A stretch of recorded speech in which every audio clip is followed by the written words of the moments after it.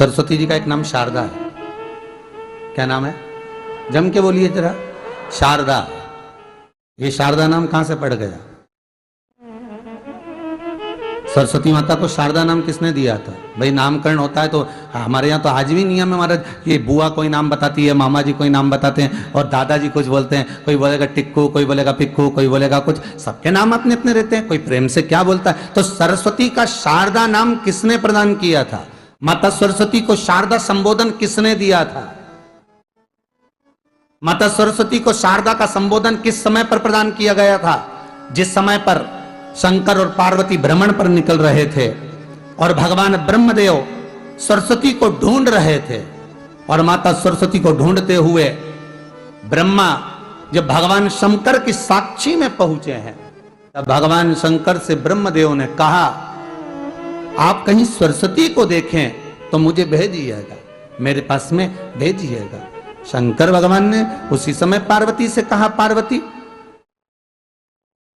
जैसे एक स्त्री जो पतिव्रता धर्म का पालन करने वाली है, एक नारी पतिव्रता धर्म का पालन करने वाली होती है, पति को परमेश्वर मानने वाली होती है, पति के चरणों का रसतत्व ग्रहण करने वाली होती है, तो वो पर पुरुष का स्मरण नहीं करती। उसी तरह एक पति जो अपनी अर्धांगिनी के साथ में रहे और अर्धांगिनी के साथ चले तो पर नारी का स्मरण नहीं होना चाहिए। तो एक काम करो पार्वती, तुम उस सरस्वती को बुलाना प्रारंभ करो। अब पार्वती जी ने कहा सरस्वती तो मेरी बहन जैसी है, सरस्वती तो मेरी सखी जैसी है, अब मैं उसको अगर बुलाऊं, आवाज दूं, अच्छा नहीं लगेगा। तो माता पार्वती जब ढूंढते ढूंढते ढूंढते ढूंढते शंकर भगवान के साथ में भ्रमण करती करती पहुंची, तो क्या देखती हैं माता पार्वती कि एक सरोवर के पास में माता सरस्वती बैठकर सरोवर में अपना मुखाग्रविंद देख रही थी। श्वेत वस्त्र था मेरा माँ का और बड़ी सुंदर गले में माला पहन रखी थी माता सरस्वती ने, और एक सरोवर में माता सरस्वती अपने मुख को जब निहार रही हैं, उस दर्पण के भाव में अपने प्रतिबिंब को देख रही हैं, तब उस समय पर माता पार्वती ने कहा शारदा,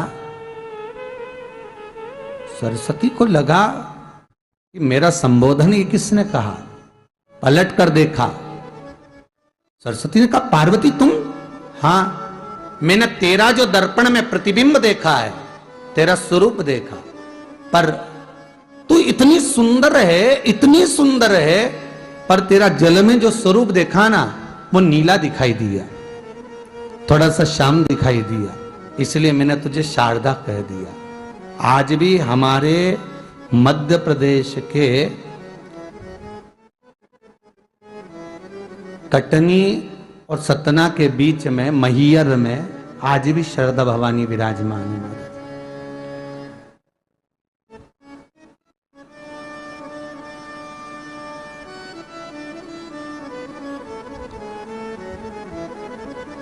धार जिले में जाएंगे तो बाग क्षेत्र में मां बागेश्वरी, मां शारदा आज भी विराजमान। कहा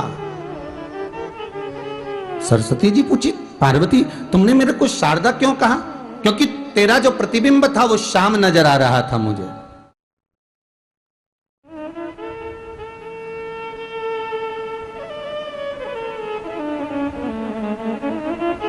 उस प्रतिबिंब को देखकर मैंने तुझे शारदा का संबोधन दिया।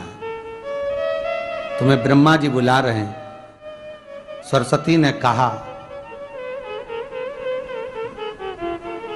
पार्वती मैया, दीदी आपने मुझे जो नाम दिया है, जगत के लोग, संसार के लोग मुझे इस नाम से जब पुकारेंगे तो ये शारदा, ये सरस्वती स्वयं उसके कंठ पर, उसके मस्तिष्क पर सदा विराजमान रहेगी, ये शारदा बनकर। इसलिए हमारे स्कूलों में, हमारे काव्य ग्रंथों में, हमारे जो कविगण रात्रि को जो काव्य पाठ करते हैं, कविता का स्मरण करते हैं, वो सरस्वती की वंदना नहीं करते, हे शारदे मां, शारदा की वंदना करते।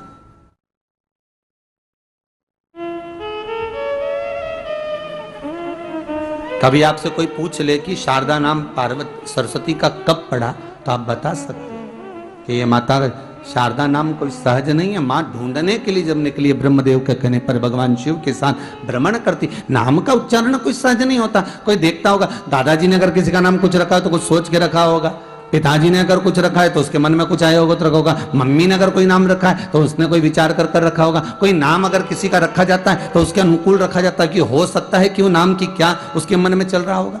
तो शारदा का संबोधन कोई सहज नहीं है। माता सरस्वती का एक नाम शारदा हुआ, इसलिए संबोधन में सरस्वती कम शारदे मां ज्यादा बोला जाता है। आप काव्य पाठ कर लो, नाम जाप कर लो, स्मरण कर लो।